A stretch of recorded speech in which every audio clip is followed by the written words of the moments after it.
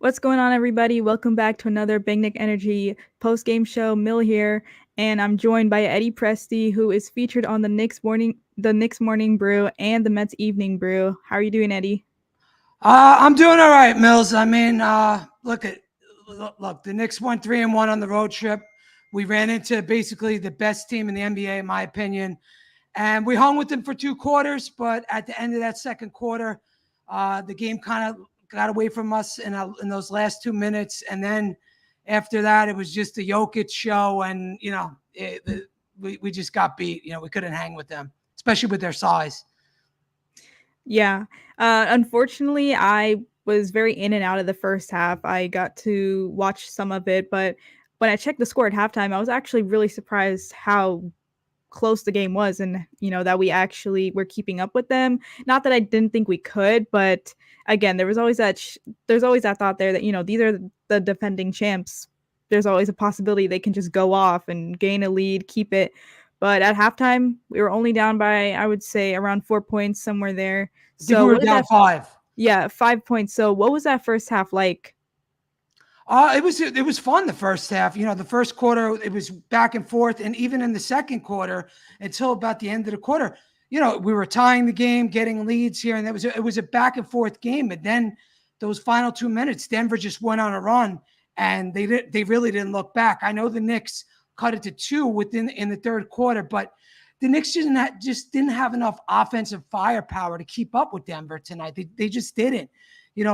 Isaiah Hartenstein, great offensive game tonight. I think it's his highest game as a Knick. Scored 20 points for the first time. So Yeah, it's his highest scoring game in his career. wow, okay, yeah, 20 points, I believe.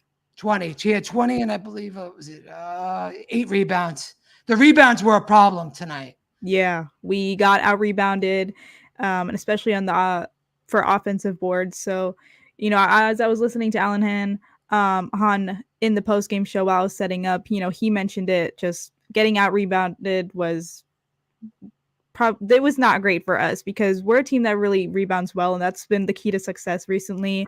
And then another thing that he mentioned, which we could talk about too, is just having the paint, leaving it wide open for most of the game and just having them dominate that. But again, it's tough. Like, these guys are the defending champs. They know what they're doing. They know how to get through the paint. And again, it's super difficult when we're undersized. I mean, Michael Porter Jr., he's like, what, 6'10"? Aaron Gordon, he's 6'8". A lot of these guys are taller than our guys, so they can get past us and get to the paint like they wanted to tonight. And especially Joker, that's what he does best. Right. Look, what you said is spot on. The Knicks are a team that, we win games by out rebounding the other team and feasting in the paint. And both categories, I believe Denver was a plus 11 on the rebounds. And most importantly, they were a plus 20 in the paint. So that's normally how we get our wins. Jalen Brunson feasts in the paint. Julius Randle, when healthy, feasts in the paint. Josh Hart gets points in the paint. Tonight, it was the complete opposite. It was Denver feasting in the paint. So it is what it is. We only, like you said, the size was a big, big issue tonight. And, there's only so much you could do when you have, Michael Porter, Aaron Gordon, and Jokic, and these guys are just going off and basically abusing us in the paint. The only guy that was trying to stop them was Hart, and he ended up fouling out of the game. So, Yeah. I'm gonna highlight a comment right here. Salute to you, Brian. Thank you for tuning in. He said, I think guys got tired. Long road trip in that altitude. Champs at home. We played well until about midway first half. Yeah, that's pretty much what Eddie has been saying. And agreed. It was a long road trip. They're finally going to be on their way back home and play the Nets on Saturday. But overall, I think that this road trip was pretty successful. I mean, 3-1. I had them going 2-2 before this trip even started. So to go 3-1, that's a win in my book. And I didn't think I knew it was going to be tough tonight. So I didn't have like so much hopes up that when we lost, I was super disappointed. It's a tough game, tough matchup. And again, we're without our main weapons. Like, I have to remind myself that every game when we lose, we're still dealing with injuries. We're still without our guys. But what do you think about the road trip, Eddie? Listen, I'm with you. Before this road trip started, I was like, I'll be happy with 2-2. And really, you go 3-1. You beat Golden State. We beat Sacramento. Sacramento has not been a place that's been kind to us over the years. So again, we went 3-1. We lost to the defending champs. We didn't have OG tonight. No Randall, obviously, no Mitch. So 3-1 is absolutely phenomenal. I'm happy with it, And then we got the Nets home on Saturday. It's a matinee game, and hopefully we could pick up there and beat them up a little bit and get back. Hopefully get back to that 4 seed. Yeah. So another thing to mention right now, I didn't actually check it, but I heard that if we, after we lost this game, we're in the 5th seed. Is that correct? Yes. Orlando won tonight. So since they own the tiebreaker against us, they're officially the 4. But, I think we have 13 games to play after this. So we'll see how it shakes out. It all depends a lot on the other team schedules, like Orlando, Cleveland, and Indiana, Miami. We all got to keep, because it's tight there, so we'll see. Yeah, it really is. And I think a lot of Knicks fans, like including me, we're kind of underestimating Orlando. We weren't really thinking about them recently because with the recent wins, being 3-0 in the road trip before tonight, we were thinking about chasing that 3rd seed. We're looking at the Cavs, we're watching them, and then Orlando comes up and sneaks up on us, and now they took our spot. So we have to watch out for Orlando, and we just have to get back to our spot because we do not want to fall even further than what we're at right now. And again, this is going like way beyond to say that if the playoffs were to start today, it would be that matchup. I think that matchup is fine. I'm okay with that because although they have won the tiebreaker with us on the season, the last time we beat them, it was a complete blowout.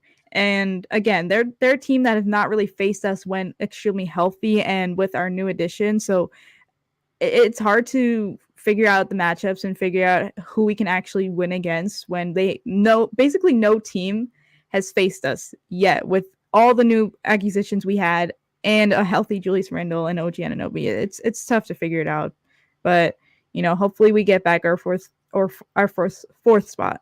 4th spot, 3 spot. Look, as long as we're don't fall into the play-in, I'm happy. Yeah. But as far as Orlando goes, like you said, we never played them at full strength. They never saw us with OG, with Randall, with all these guys, even the new guys, Burks and Bogdanovich. They never saw us with them. So, listen, I think they're a team that we could probably beat them, but I don't think it will be as easy as everybody says. A lot of people point out to Orlando that they don't have any playoff experience, which they're right. They don't, but they do have size. And they do have a lot of they kind of play a similar game to us where they could get those points in the paint. They rebound well. They get offensive boards. They have size. So I do worry about them a little, but I'm the type of person that worries about everything. So, yeah, that's who I am.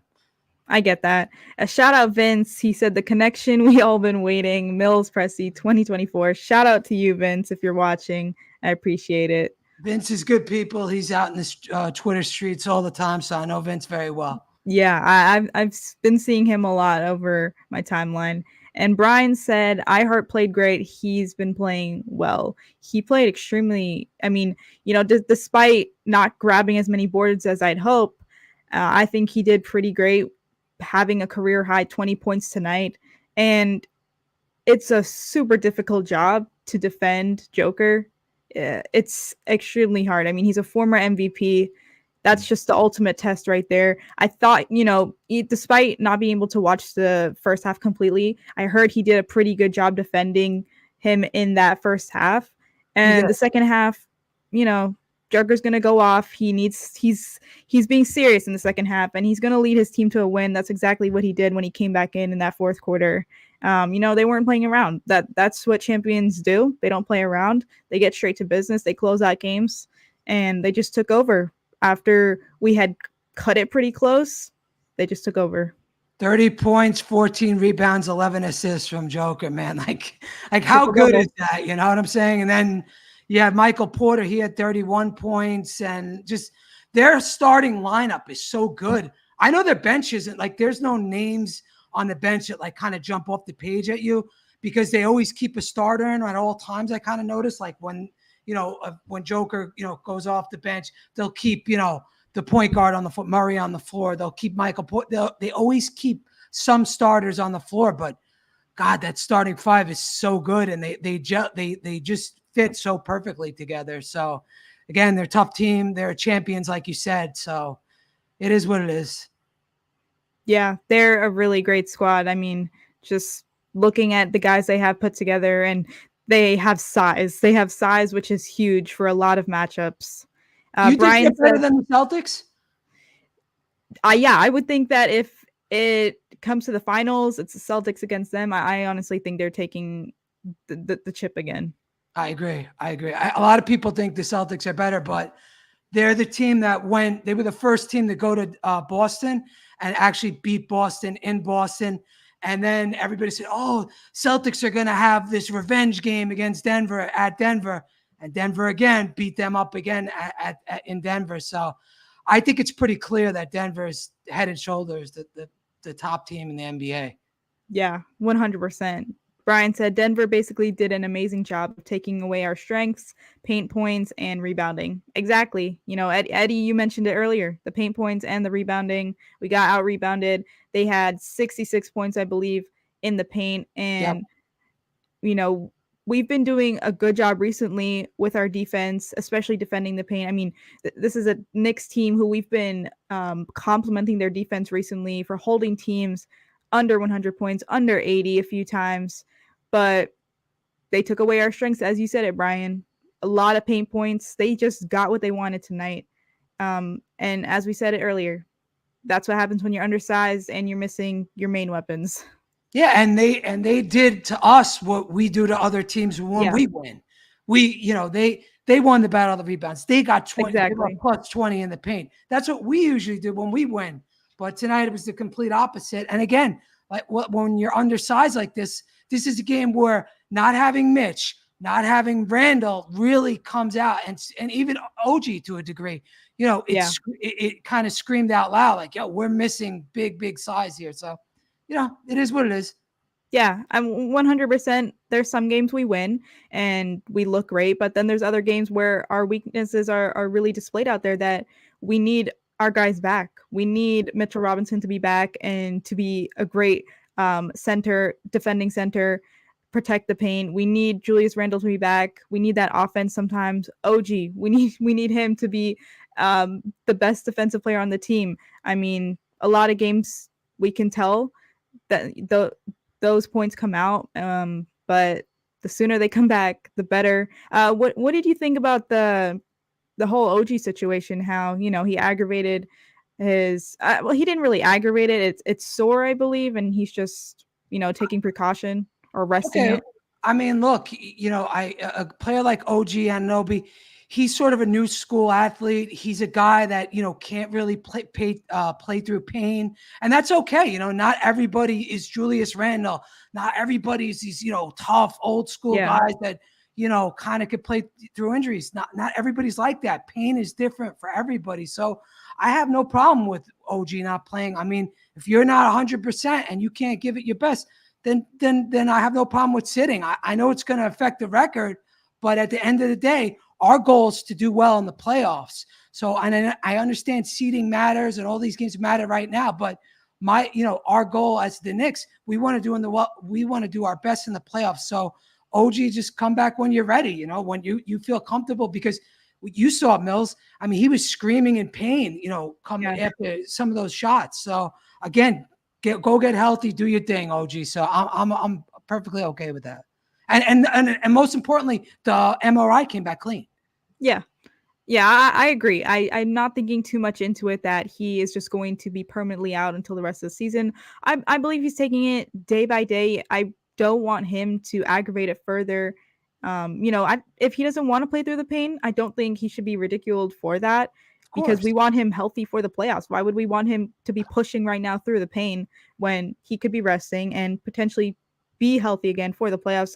I don't get it. I did see some hate towards him for for that whole situation. But And the yeah, hate comes from people that aren't professional athletes, that these guys are, doing brutal, like they are in great shape. All these people that, you don't know what this guy's feeling in his elbow and the amount of work that goes on behind the scenes. It's probably crazy, the work he's doing, putting back in. So yeah, I have, 100%.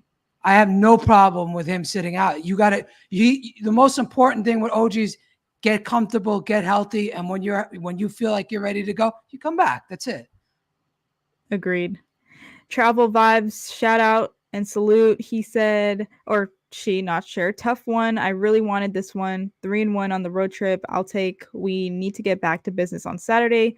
That game will be huge. And I want to highlight another comment because talking about the game on Saturday, Brian also said it's going to be a home game, so we should be good. And he said he's worried about the health of Randall and Robinson come playoff time. So, first of all, I do think we're taking the win on Saturday against the Nets. It should be a good bounce back win. Are you worried about the matinee situation at all? Because Ooh, it's a yeah, 1 o'clock start. early games are always tricky, and I always feel like the old Knicks, like from years ago, would hate Right. we would always lose Yeah. early games. And it could have just been because our team sucked. We Yeah. didn't have good years. But maybe we're turning a new leaf. I'm not sure what our record is on early games this season. I'll definitely be looking that up after. I know we had one early game which we won. I know that for sure. I don't know. I think there might have been two though. So I'm I not. don't think we've No had hope. too many, honestly. No, no. I Yeah. mean, usually it's the Christmas Day game we won, right? That was a 12 o'clock start, and the Yeah. Martin Luther King game is usually a matinee, and I think we won that game too. So I don't know if there was a third one. There might have been. Yeah. Hopefully the early start doesn't get to them too much. But again, I believe they'll be traveling back tonight and I think they come back tomorrow. tomorrow. Yeah, that's what they said on the broadcast. That they're leaving tomorrow.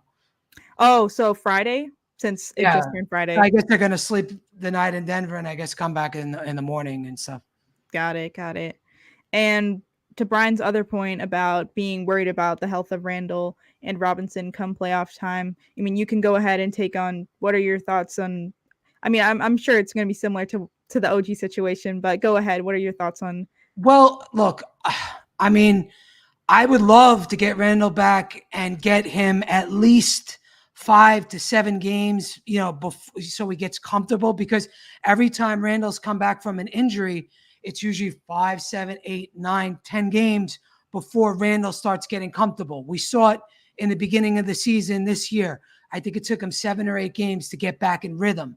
We saw it last year, him coming back from the same ankle injury in the playoffs. He really couldn't get into rhythm in the playoffs until he wasn't that great at all in the playoffs, but again, his rhythm was thrown off. He was hurt. So I would love to get time back with Randall, get him 5 to 7 games, like I said, but I don't know if we're going to have that option because this injury's been going on a long time now. So I think the Knicks are doing what's best for Randall. So I don't know if we're going to be able to get that many games under Randall's belt before the playoffs. So it is what it is. Yeah, there haven't been any recent news, I believe, concerning his injury or any updates. We've just been in the dark just a little bit the past few days, I'd say. So we're not really sure where he's at and the timeline, if he'll be back next week. And, beginning of April, we're not sure at all right now. We all thought he was progressing because he was warming up with the team, and we've seen videos of him working out online. There's been good words said about him too with his progression, but we don't know. And like you said, we're hoping that we can get him back before the season ends. That would be the best outcome because we do not want another injured Julius Randle to be in the playoffs. We do not want Julius Randle coming back from injury specifically, because we all know that he dealt with his injury in the playoffs last season. He had ankle surgery. So the first 15 games or so of this season were pretty awful for him shooting wise. The percentages were just awful.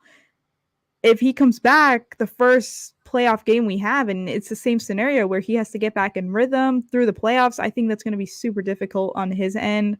And it'll be another situation where he just has a bad playoff performance, bad postseason, and you know what's going to happen there. I mean, just fans are going to go crazy and ridicule him again, hate on him, but it's him coming back from an injury literally like so soon. It's tough. Right. And, he probably needs surgery, right? If he's Yeah. hasn't been back at this point, most likely he needs surgery in the off season.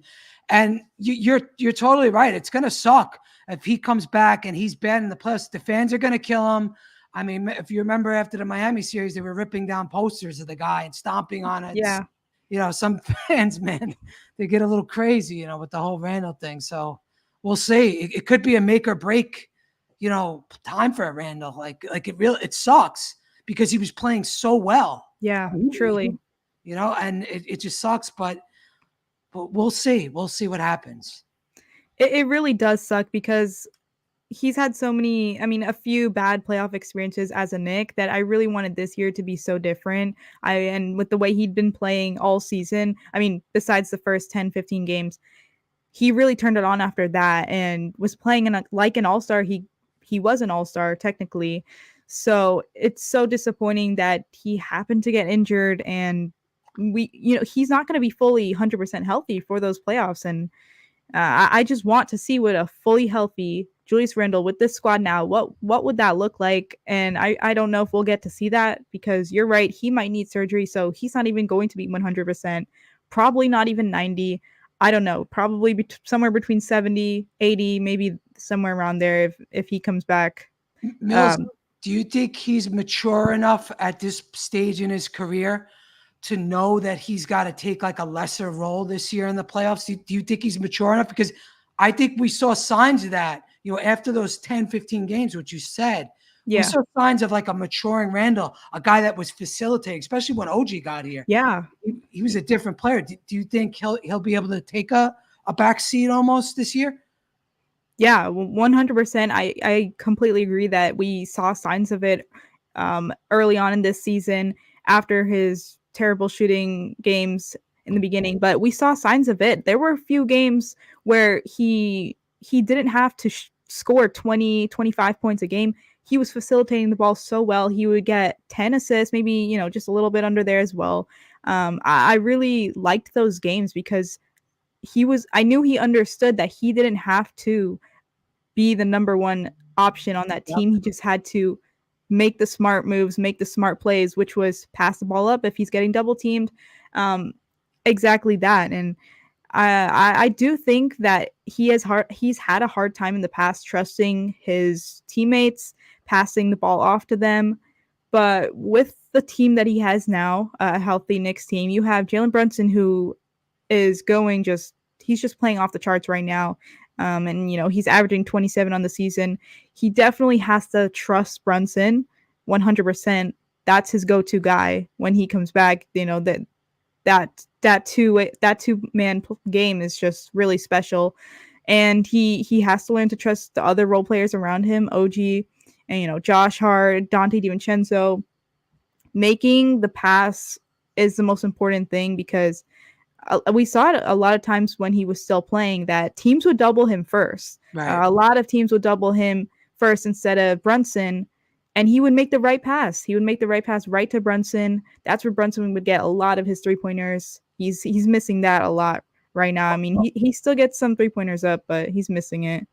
And OG was feasting in the corners, if you remember, too. Yeah. The kick-out pass would go to OG, and then you set up OG in the corners. I think he's a 50% shooter from the three there. We saw Dante light it up, when Randall would get the double team. So this team had such great chemistry in the month of January, and it's crazy. It's you almost got to tip your cap to them for how well they've stood up with all these injuries, and they haven't slid. They're, even though I know they're in the 5 tonight, but they could easily have been a play-in team. But no, they've kept up. They've held. I guess I don't know what the right word is. I guess they just held the fort down. In the times that Randall was out, because they were playing so well. Yeah, even though we just dropped down to the 5th seed, I've been very surprised we've been at the 4th for so long. I think we maintained the 4th seed for over a month. I think we were in there when we finished January, and now we were still in there besides tonight. But I just want to go to, let me put down this comment really quick. I want to talk about the game a little bit more and highlight a few players' performances, and just we could speak on it. Bogdanovich tonight, he only had 3 points. He was Terrible. 1 for 5 from the field. Terrible. It's been And terrible. yeah, you can go off on that. What's going on with him? I don't know. I don't know what his story is. I mean, it was nice to see Burks actually, have his second good game as a return of the Knicks. He had that good game. They both had a good game in Sacramento, but I don't know what's going on with Bogdanovich. Like, it's like he lost, his superpower or something. This was a guy that was averaging 20 points a game in Detroit, over 40% from the three, and he looks like an old man. He looks slow. It's crazy. It just looks like his superpowers have been, zapped from him. I don't know what's going on.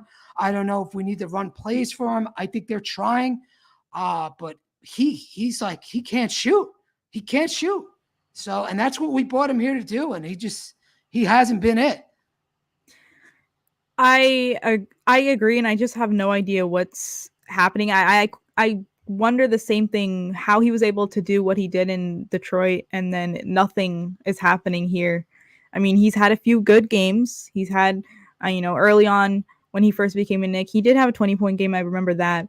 But the last few games have been pretty silent for him, really struggling shooting-wise. And, I mean, he's just not playing a lot of minutes right now if he's going to not play good at all. 14 minutes tonight. And I don't. Numbers tonight? What was he? Hold on, I got it. Yeah. 1 of 5, 1 of 2 from the three. I mean, that's unacceptable. I mean, you need more than that. And again, where was this guy that was averaging 20 points in Detroit? What happened? What happened? I mean, Mills, I would be happy with like 8 points. Like, give me 8 points and I'm good. I'm good. I agree.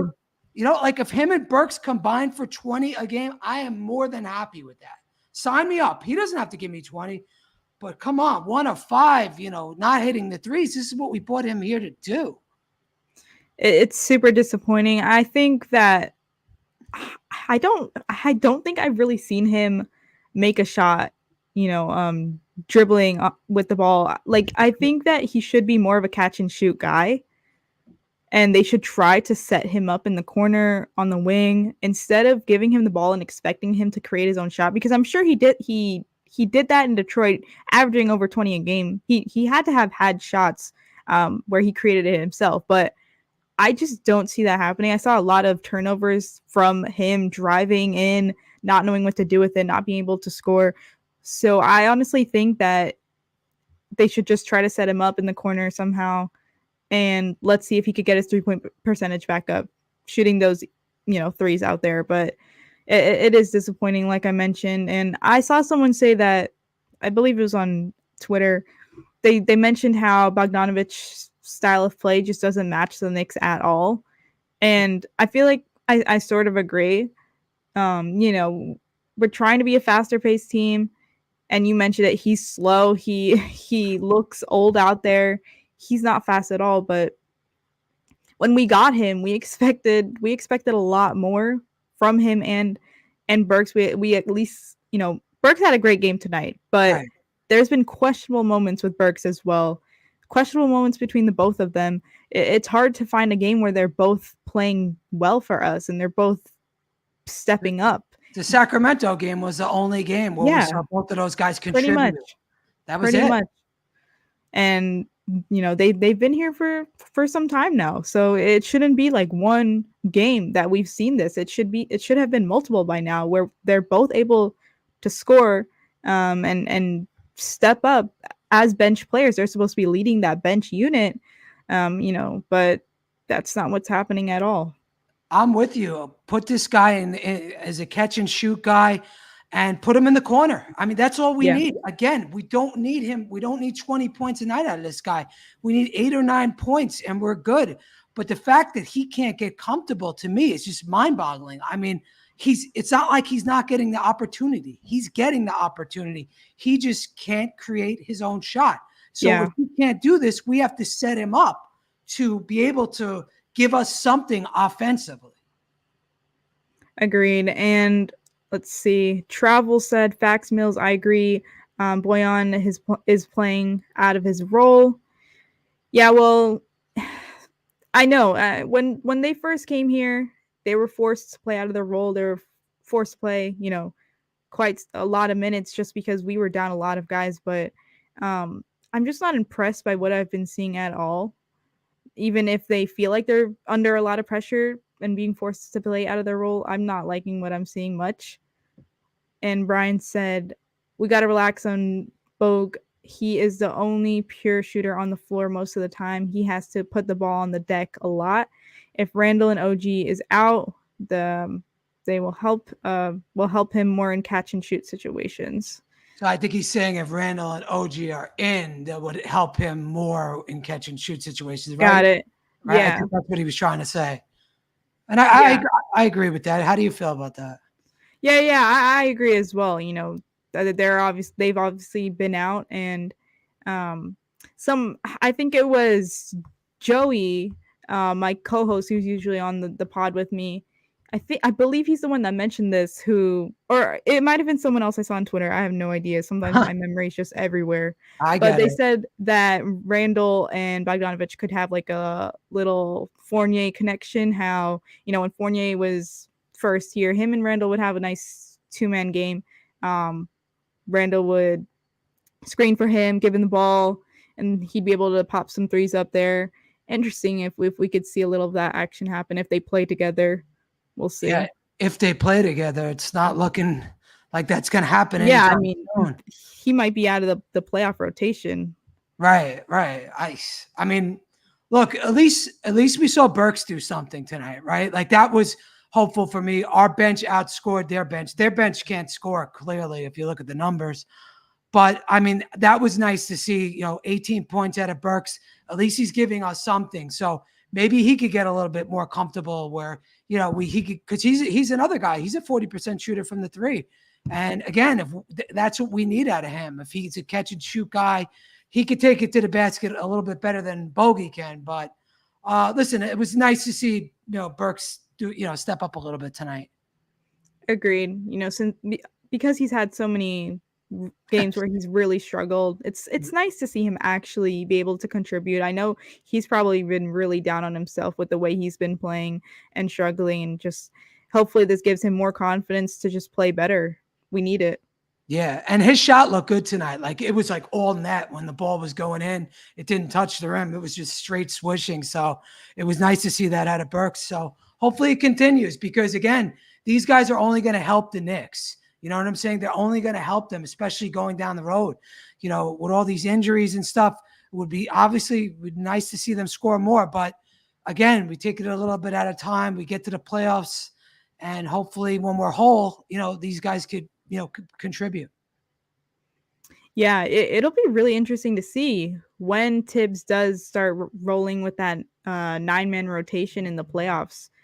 Who's getting left out and who's in. I mean, I'm sure we know by now McBride is definitely going to be in. He should be. Last year, playoff time, he didn't get much minutes at all, but I think Thibs has learned his mistake that this kid needs to be played. He's been pretty good, pretty great. I think all season, despite not getting a lot of minutes some games, but he's definitely showing out now. He's coming off of 29 points the last game against the Warriors.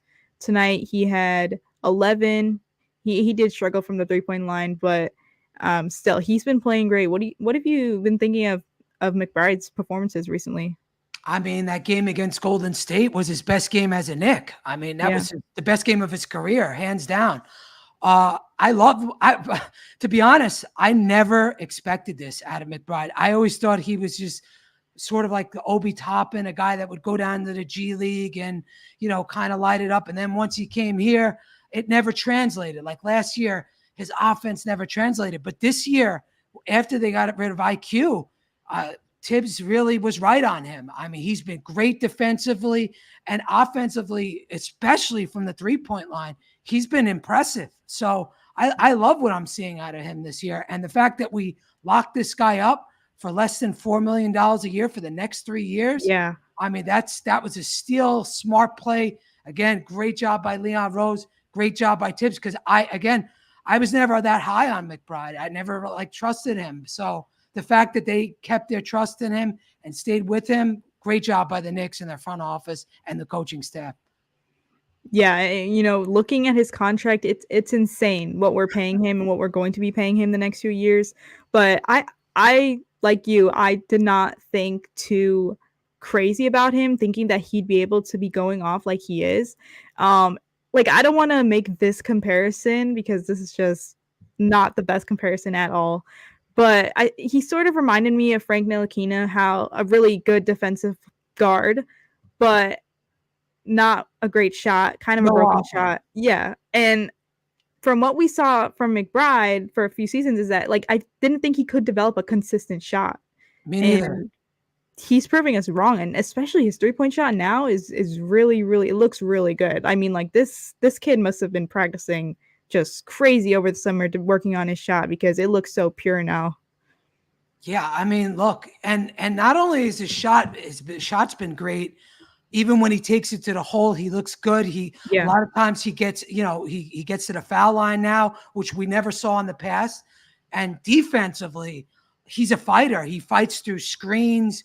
He's locked in on every single play. So I really like the kid. And again, before I never saw it. I really didn't. And I think your Ntilikina comparison is really good actually because I think it's spot on for what we saw the first few seasons, but I hate to compare him to Ntilikina because but the fan base will go crazy on me. Up until this year, I think that's a spot on comparison. Yeah, definitely. And speaking of another performance tonight, Josh Hart, no triple-double tonight. He only had 2 points. He really struggled. He was 1 for 5 from the field, 0 for 2 from the 3-point line. And yeah, just 3 rebounds, 1 assist. If Josh Hart's not having a triple-double, we didn't win this game. And, it was tough because this dude is literally almost always grabbing 10-plus boards a night. So if he's struggling out there to grab boards, we're undersized. Yeah, I mean, it was a size thing tonight.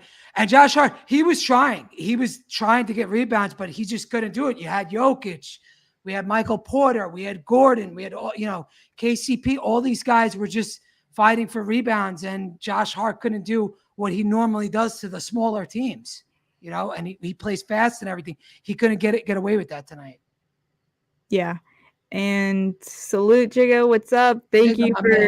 Thank you for coming in and tuning in. I mean, I know that's your guy, so yeah, he's showing the support. He's the man behind the scenes. Yeah. You guys are great at the Knicks Morning Brew. I always try to tune in as much as I could, and what you guys do there is just great. Well, now we got to get you back on, right? I know. Last time I was on, I was only able to be on for 20 minutes, so it was really short. But definitely, I'll be back on soon. That'll be great. Let's see. Looking at any more performances tonight, I mean, we pretty much covered everyone. Besides, we didn't really speak about Brunson, but Brunson did his thing tonight. 26 points, 11 for 23 from the field. It's pretty good shooting. And he did struggle from the 3-point line, 2 for 7. But he also was not able to get to the free throw line a lot tonight. I mean, 3 attempted free throws. I don't like when I see that because I know Brunson is the type of player who always draws contact. It was tough for him tonight, though, to draw a lot of contact. Only three free throws. It reminds me of the other game that he had the other night. Was it Sacramento or another team when he only attempted 4? So I definitely think he should be getting more. Yeah, I mean, look, again, he always shoots over 50% or close to it. So I think he had a ton of assists in the first half. I want to say he had 8. I may be wrong, but it's somewhere around that. So that means he only had 1 or 2 assists in the second half. So he wasn't able to get, the other guys going like he usually does. So I think a lot had to do with he didn't really have much help out there tonight. You know what I'm saying? So again, Brunson's Brunson. he still had 26 points, 9 assists. At the end of the day, you look at that and you'll take that every day of the week. Yeah, for sure. And Brian said Josh shot got improved in order for us to go far come playoff time. It does concern me a little bit if, I mean, Josh Hart has been amazing recently. He's had many triple doubles the past 2 weeks or so, and he's just been crazy. Last game played 48 minutes the entire game. I have to give him his respect and the props for being able to do that and playing the entire game when we need him to, because we're down, guys. But it does concern me if he's not able to hit open threes when we need him to. He does tend to miss a lot of those. I mean, you go back and you look at last year's playoffs, specifically the Miami Heat series. There was a lot of how do I say this? Brunson was not able to depend on a lot of guys on the team because they just went missing. Right. They just went missing. So, I mean, Josh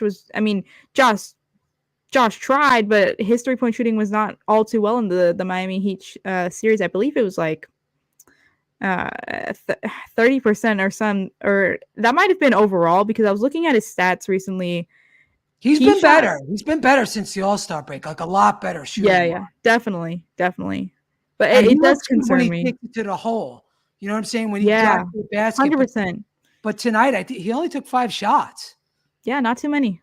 Yeah, which is surprising. You would think tonight he would have took more shots because there wasn't really anybody else. But I guess I was thinking, do you think maybe the altitude caught up to him, especially playing all those minutes of last game? Maybe he's a little tired. I'm just throwing that out there. I'm not saying that, but what do you think? Yeah, he played 36 minutes tonight. So, another game where he's playing a lot of minutes. It could be that as well, the altitude in Denver. I do hear that it affects everyone out there and the opposing teams that visit there. And, I don't want to use it as an excuse, but that could be the case. So I definitely think he is tired, because playing 48 minutes is not easy at all. And then going to Denver and playing 36 minutes as well. I mean, this guy, he needs some type of rest. I mean, they play tomorrow, Saturday, against the Nets, but this guy needs some rest. I don't know how he's going to get it. I'm thinking we should just sit him out one game and just give him some rest, but we can't. We're still down, guys. No. We need him in there. We need him in there. I mean, for the most part, he looks okay. It didn't look like he was like grimacing or anything, or just overly tired, but I kind of feel bad for the guy sometimes. Well, look, he's been playing so well for him, so I'll give him the benefit of the doubt. He's been phenomenal for us, especially since OG went down. He stepped up and been that defender. He's been that facilitator. He's been a guy that could score points. He's not really known for that, but tonight I think he just had an off night. And again, he was put at the 4 spot tonight. So that's a tough assignment against the defending champion. So, yeah, I'd give Josh the benefit of the doubt tonight. He's been great for us since the All-Star break. So, I'll toss it up to the altitude tonight. Yeah, I'll say that as well. And before this, Brian said, come playoff time, they're going to leave him open. And he also said if he can't hit open shots, Thibs will be forced to reduce his minutes, and we need that energy, rebounding, and effort in the playoffs. Yeah, well, during the playoffs last year, specifically the Miami Heat series, I feel like a lot of pressure was under him specifically to make those 3-pointers. But now that we have DiVincenzo and, we even have Bogdanovic, who is a pretty solid 3-point shooter before becoming a Knick, I think that we have other options. We don't necessarily have to rely on Hart to make those threes. And I don't think, when we're running our offense, we're making the multiple passes. I don't think that he should be the one that ends up with the ball in his hands to take that three. It should definitely be DiVincenzo. I mean, he is struggling. He is struggling the past few games from the 3-point line and just overall. But still, DiVincenzo is our guy from the 3-point line. Tonight he had 11 points and 4 for 11 from the field, 3 for 8 from the 3-point line. He's been struggling a little bit. Right. He hasn't really had over a 20-point game in a little bit. Yeah, I agree. He hasn't been. Well, I think it was, what was it, in February when OG went down? He was like a true number 2 option for us for a while. I think some of the games he was the leading point scorer for quite a few games. But now in March, in the last few games, he's come back down to earth a little bit. So again, a lot of his buckets he was getting was when Randall was here, when OG was here. So he was getting easier shots. Now he's sort of forced to be the guy that, take shots and, kind of create his own shot. And I think that's harder for him to do. This is all new for him. This is a new role for him. Yeah, I agree. I don't want him to be forcing shots or taking bad shots. Definitely when we get our guys back, it'll be easier for him. He is a great catch and shoot guy. And yeah, he just needs to be set up better because that's his specialty right there is shooting 3-pointers. Shooting and defense. That's all we need at Dante. And again, he was undersized tonight again, too. Yeah. I mean, basically everyone was. Right. He was playing at the 3 tonight. So, I mean, it's tough. It's not easy. He was matched up against Michael Porter Jr. That's not an easy person. It's a tough assignment. Yeah, exactly. So, again, we ran into the wrong team at the wrong time. Yeah. And I believe they were fully healthy. I don't think they were missing anyone on their end. No, I don't think so. I don't think so. So I'm looking at the team stats over here. I was just pretty much skimming over it. And I noticed the Knicks had attempted 17 free throws, but for some reason it didn't feel like that. They attempted 20. Yeah, it didn't really feel like that. Maybe we took most of those in the first half, if you remember that. I remember iHeart getting to the line. I don't remember who else, but I'm with you. It didn't feel like they shot 17. And Brunson only had 3 of those. Yeah. I'm gonna see how many iHeart had. I'm trying to look. Yeah, iHeart was 4 or 5. So iHeart got there the most. He got there. Alec Burks was 5 or 7. So Alec Burks got 5 points from the free throw line. So we'll see. Yeah. What did you think of the officiating tonight? I know there were some iffy calls, foul calls on the Knicks that I didn't think were necessarily should have been called, but it is what it is. I'm a person that never really complains about officiating, unless it's ridiculous, like that Houston Rockets game. I think we got screwed there, but unless it's absolutely ridiculous, I think the officials do their job, and they're kind of like the players, they're game to game too, as long as they're consistent both ways, I'm okay. I know there was some ticky-tack fouls, like iHeart grabbed Jokic's jersey and got called for a foul. That was kind of weak. But again, I'm not a person that will ever, blame. Oh, that's the official. We lost because of the officials. They screwed us. They're betting. I don't do that. I think that's a cop out. Yeah, I don't. In this game tonight was definitely not the ref's fault at all. I mean, it was just problems with us being undersized like that. We can't blame the refs at all on this one. Yeah, there were some bad calls, but they're not the reason we lost this game.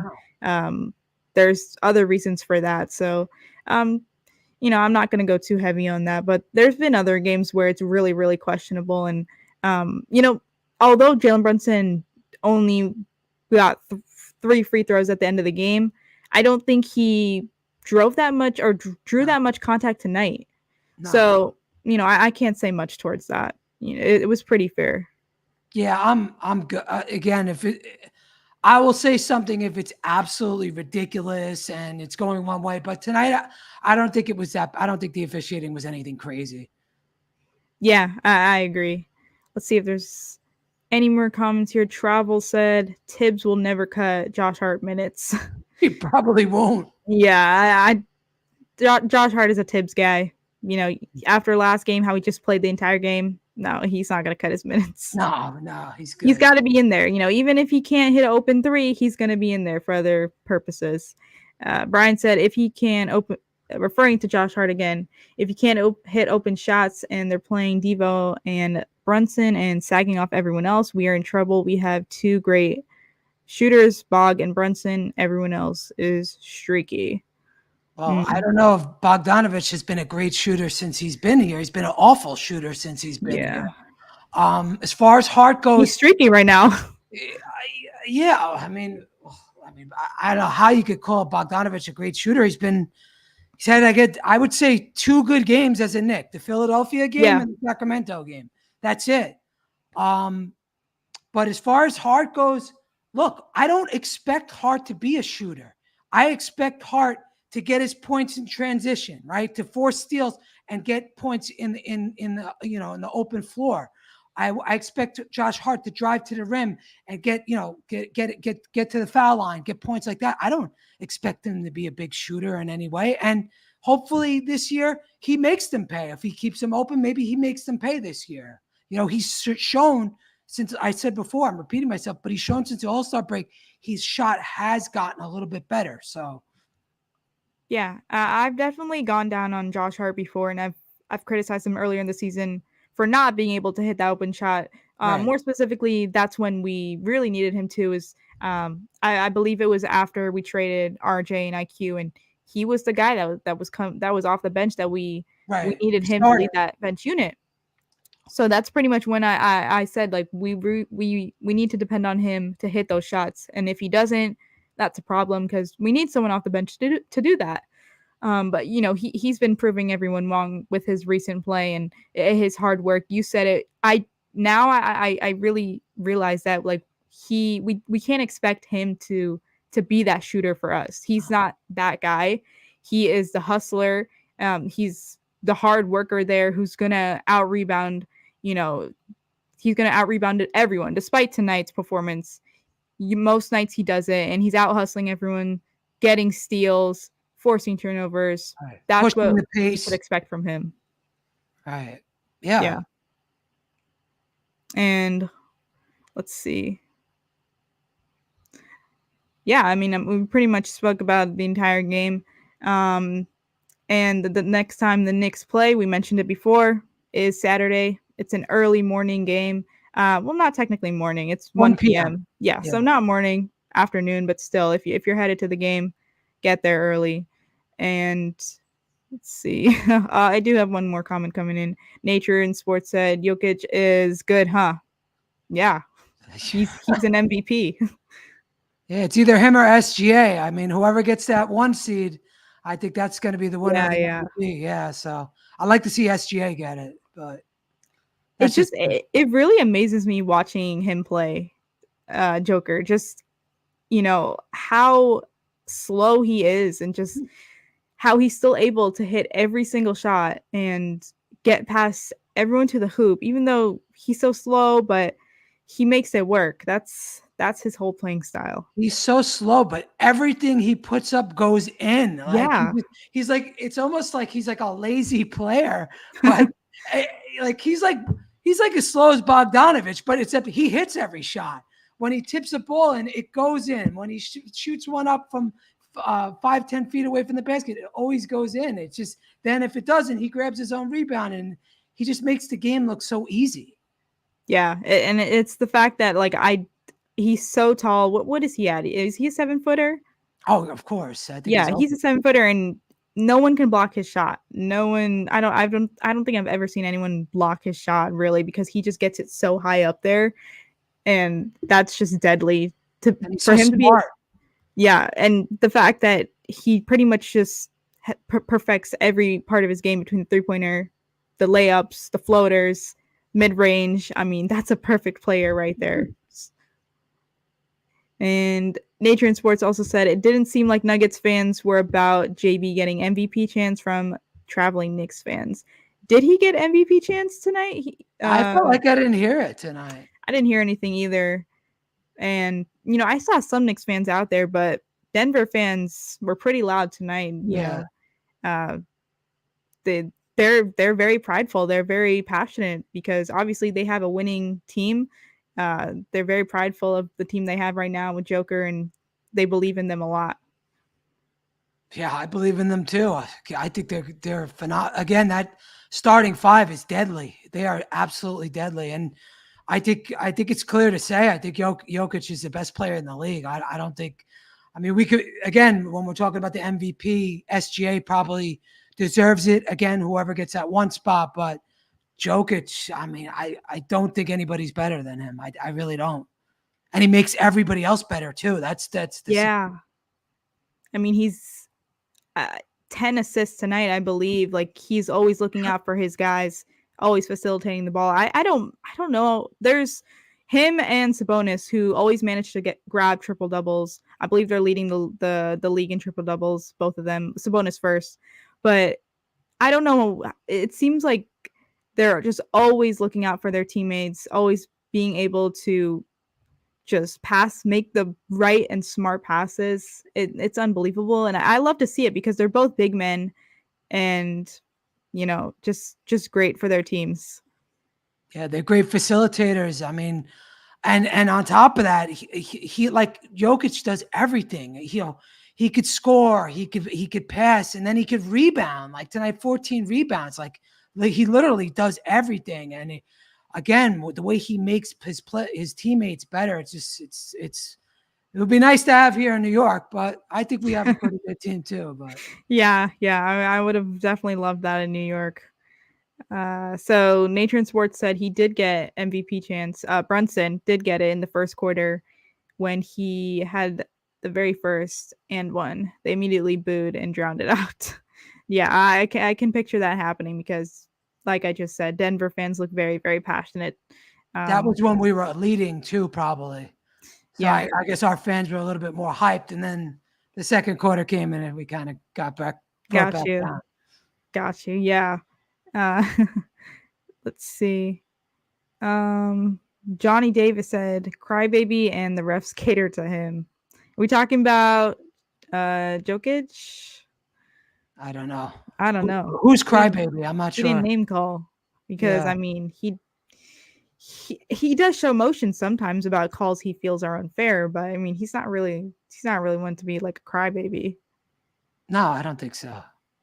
And he's probably one of the best players, if not the best in the league right now. So he's gonna get those calls. He's gonna get those calls every game. He's getting those superstar calls. He pretty much deserves it. I mean, there were a few iffy ones. I thought the Jersey one was not necessary, Yeah. but I mean, technically, they can call that. Right. They can call it. It's a foul. Yeah, and there was the other one that pretty much put the game away. It was at the end there when Hartenstein had his hand on, his around his back, and that was a foul. He fouled out on. Yeah, that one. Okay. Yeah, He just had his hand on him, but it was for a quick second, and they're gonna call it. Yeah, like you said, he's the best players in the league get the calls. It's just the way it is. Yeah, 100%. And I mentioned it tomorrow. Well, since technically today's Friday in New York City right now, where I'm at. Are you in New York City? I'm in Florida. I'm from New York City, but I Oh. moved down to Florida a couple of years ago. Oh, that's cool. Interesting. What part of Florida? I'm right outside of Orlando. Oh, wow.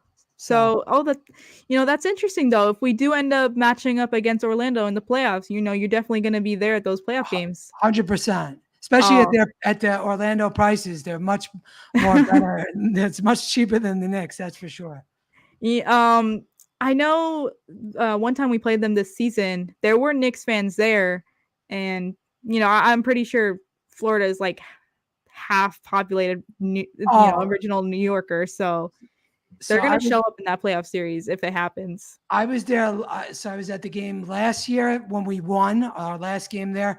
And everybody was from New York at that game. They were chanting for Obi. That game was crazy. But I was also at the game, RJ and IQ's last game where we got beat up. Yeah. And that game was more 50-50. There was like a lot of Orlando. There was a lot of fights actually in that game. Like, wow. Yeah. Yeah, that's what it felt like. It felt like, towards the end when obviously we were going to lose, it felt like Orlando Magic fans were just screaming off of their lungs. And I believe it was Banchero who was like sitting on the scorer's table and everything. And he was like, telling Knicks fans to leave or something like that. So saying bye-bye and everything. Yeah. So, it'll be really interesting if that matchup does end up happening. I can also see a lot of New Yorkers that would want to fly there and just show up as well. That would be fun. Oh yeah. Listen, for me, my selfishly, I hope they face Orlando, just so I could go to a playoff game here. So it'd be easy for me. Yeah. I wouldn't be mad about that matchup. Honestly, I think it'd be a good matchup. I'd prefer that we are the fourth seed though. If that happens, I would like us to get back into the fourth seed. I would love to get the 3 seed and face like Yeah, Philadelphia in the first round. Like that would be the dream matchup, 100%. We were chasing it before tonight, but Right. look how things changed so quick. Just like that. For real. And, I think I'll begin to wrap this one up. So if you want to tell everyone, what shows they could find you on YouTube, you can go Sure. ahead and. You can find me tomorrow morning on YouTube at Brew Crew Sports. We do the Knicks Morning Brew starting at 11 a.m. And next week at 9 p.m., I don't know the exact date. I think it's the 28th.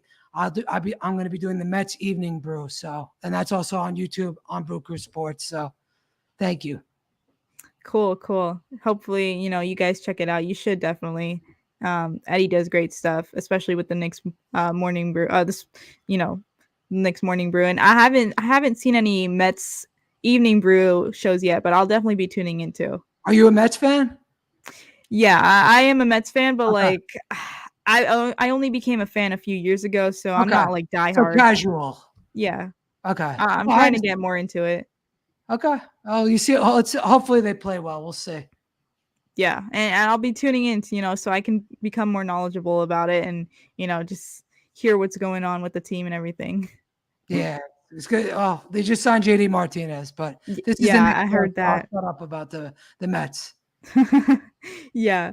So, before I begin to close out, please make sure you're subscribed to our channel, Big Nick Energy, on YouTube, because I know a lot of you are watching from Twitter right now. So if you would like to come over to YouTube and subscribe to our channel, we'd appreciate it a lot. And hit the thumbs up button, get those likes going up. And I have to shout out the merch shop. Uh, we recently just, not me, but the guys behind the scenes revamped the merch website. So go ahead and check it out. They made some changes there. They also added some merch. So bignickenergy.com, that's the site. A lot of merch for pretty much every Knicks player. And yeah, I mean, despite losing tonight, I still think that we did really well on this road trip, and I'm excited for our guys to get back to New York and hopefully take the win on Saturday. Yep. Listen, we went three. At the end of the day, we went 3-1 on a West Coast trip. That is always. If you tell anybody we're going to go 3-1 before you go on the West Coast trip, everybody will sign up for that. Yeah, Everybody. agreed.